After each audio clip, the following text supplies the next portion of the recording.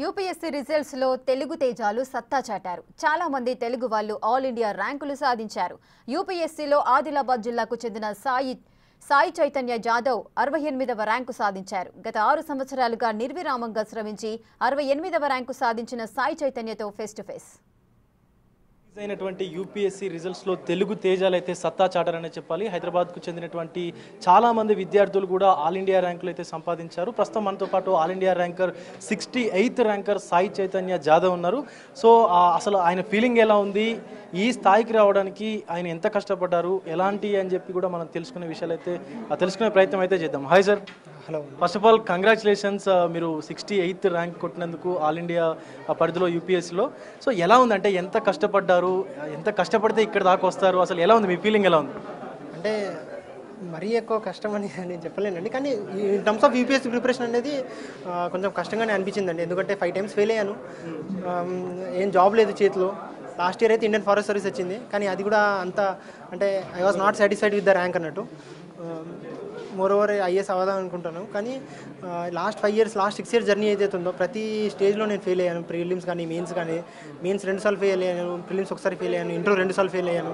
So అప్పుడు అనిపించినప్పుడు doubt అనిపిస్తుంది. ఈవెన్ పొద్దున కూడా నేను ఎప్పుడైతే రిజల్ట్ రాకముందు ఒక 1-2 hours ముందు నేను నా జర్నీ మొత్తం చూస్తున్నాను అన్నట్టు. అంటే 1-2 hours రిజల్ట్ వస్తుంది, ఏ ర్యాంక్ వస్తుందో తెలియదు, ఒకసారి చూద్దామని జర్నీ వచ్చినప్పుడు కూడా కళలో నీళ్ళు వచ్చేసింది. అమ్మ ఇక్కడ వరకు వచ్చాము, ఎప్పుడో స్టార్ట్ చేసినాము, అవుతామో అవ్వమో, అంటే మన టార్గెట్ అచీవ్ అవుతుందో లేదో, మన డ్రీమ్ అచీవ్ అవుతుందో లేదో అని అనుకున్నాను. కానీ హోప్ఫుల్లీ లాస్ట్కి అయితే ఐఏఎస్ అయితే వచ్చేసింది. 2 సంవత్సరాల నుంచి మీరు ప్రిపేర్ అవుతున్నారండి? 6 years అండి, ఇది 6th year. అవును. సో ఎగ్జామ్ అదంతా ఎలా జరిగింది అండ్ ఇంటర్వ్యూ ఎలా జరిగింది? గతంలో మీరు 5-6 సార్లు కూడా ఫెయిల్ అయినటువంటి పరిస్థితులు ఉన్నాయి, ఎలా అనిపించింది? ఈసారి ఇంటర్వ్యూ ఎలా ఉంది? ఈసారి అంటే ఇది నా 4వ ఇంటర్వ్యూ అండి. సో ప్రతి ఇంటర్వ్యూ డిఫరెంట్ ఎక్స్పీరియన్స్ ఉండేది. ఈసారి కొంచెం ప్రీవియస్ ఇంటర్వ్యూస్ కన్నా కొంచెం డిఫరెంట్గా అయింది. ఎందుకంటే బోర్డ్ చైర్మన్ కూడా కొంచెం రాజ్ శుక్లా సార్ ఉండే, ఆయన కూడా స్టార్టింగ్లో నాకు ఇంటర్నేషనల్ రిలేషన్స్ క్వశ్చన్స్ అడిగారు. ఎందుకంటే నాకు ఆప్షన్ కూడా ఇంటర్నేషనల్ రిలేషన్స్ కాదు. ఆయన అడిగిన క్వశ్చన్స్ కొంచెం టఫ్ అనిపించింది. However I try to manage the answers. కానీ మిగతా ఏదైతే బోర్డు మెంబర్స్ ఉన్నారో వాళ్ళు నాకు తెలంగాణ గురించి కానీ, మా ఏరియా గురించి కానీ, ఆదిలాబాద్ గురించి కానీ, ట్రైబ్ గురించి కానీ, అండమాన్ నికోబార్, ఆంథ్రోపాలజీ వీటి గురించి క్వశ్చన్ అడిగితే కొంచెం కంఫర్టబుల్ అనిపించింది. అక్కడ కొంచెం బాగా ఆన్సర్ చేశాను. ఈవెన్ దేవేర్ వాళ్ళు కూడా ఎంకరేజ్ చేస్తున్నారు, ఇంకా చెప్పు ఆన్సర్స్, ఇంకా చెప్పు అన్నట్టు. కొంచెం డిఫరెంట్గానే ఉండే ఎక్స్పీరియన్స్ అనేది, కానీ చాలా బాగుండే అని, మెమొరబుల్ అని చెప్పొచ్చు నేను. అండ్ అలాగే మీ మెంటర్షిప్ ఎలా ఉండేది? అండ్ ఇక్కడ కోచింగ్లో అంటే ఈ అకాడమీలో కానీ వీళ్ళందరూ ప్రొఫెసర్స్ కానీ ఎలా మెంటర్ చేశారు? ఇక్కడ దాకా 68th ర్యాంక్ అంటే ఇట్స్ అ నార్మల్ ఇష్యూ కాదు అది. సో ఆల్ ఇండియా ర్యాంక్ 68 అంటే చాలా పెద్ద విషయం. సో ఎలా ఉంది అసలు మెంటర్షిప్ అనేది, ఎలా ఉంది? అంటే అండి, మెంటర్షిప్ అంటే నేను లా ఎక్సలెన్స్లో 3 years నుంచి ఉన్నాను ఇక్కడ పైన. ఇక్కడ స్టడీ హాల్లో చదువుతూ ఉండేటోని. ఇక్కడ కూడా చాలామంది ఫ్రెండ్స్ అయ్యారు నాకు, వాళ్ళు కూడా ర్యాంక్స్ వచ్చింది ఈసారి. మెంటర్షిప్ అంటే ఇక్కడ 3 to 4 members అయితే ఎవరైతే తెలుసు, వాళ్ళు ఏంటంటే చాలా అప్రోచబుల్ ఉండేటోళ్ళు.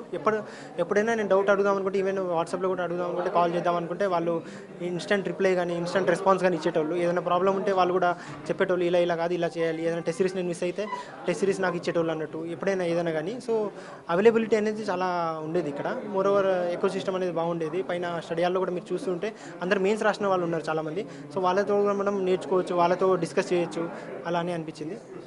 సో మెంటర్షిప్ అనేది క్రూషియల్ అని అనిపిస్తుంది నాకు. రైట్. ఫైనల్గా చాలామంది కూడా ఇంటర్వ్యూ వరకు వస్తారు, ఫెయిల్ అవుతారు.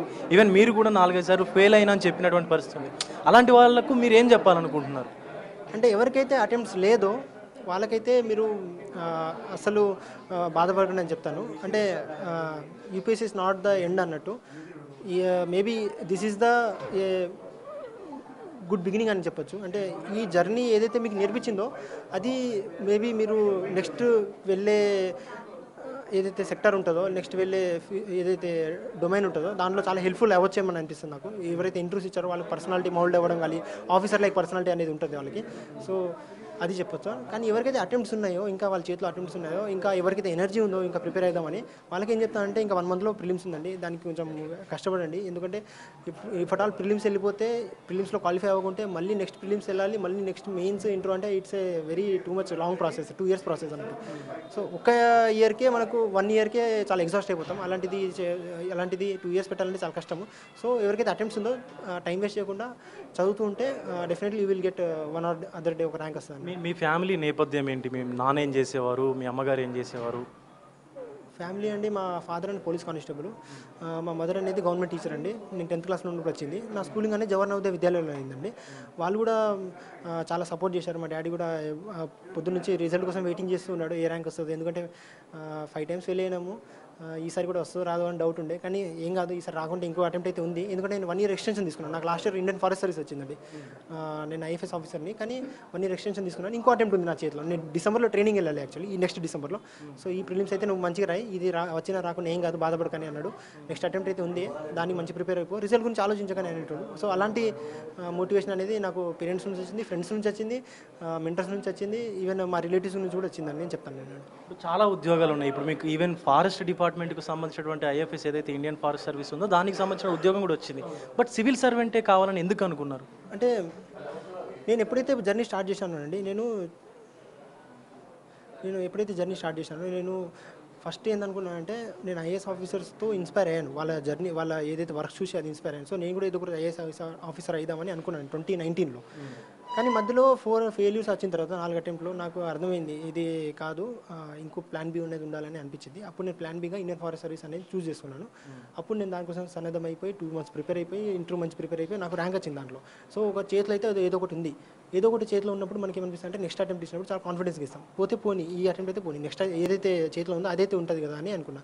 So maybe one of the factor of getting me this rank is because of the Indian forest service rank which I got last year అని చెప్పొచ్చు నేను.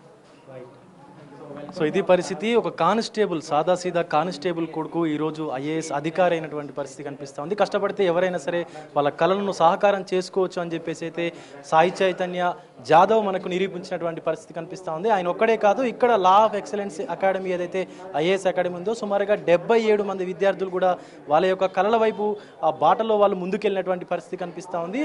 అందరూ కూడా చాలా హ్యాపీగా ఉన్నటువంటి మూమెంట్ అని చెప్పి చెప్పుకునేటువంటి పరిస్థితి అయితే కనిపిస్తూ ఉంది. కెమెరామెన్ పరశురామ్తో విజయ్, బిగ్ టీవీ, హైదరాబాద్.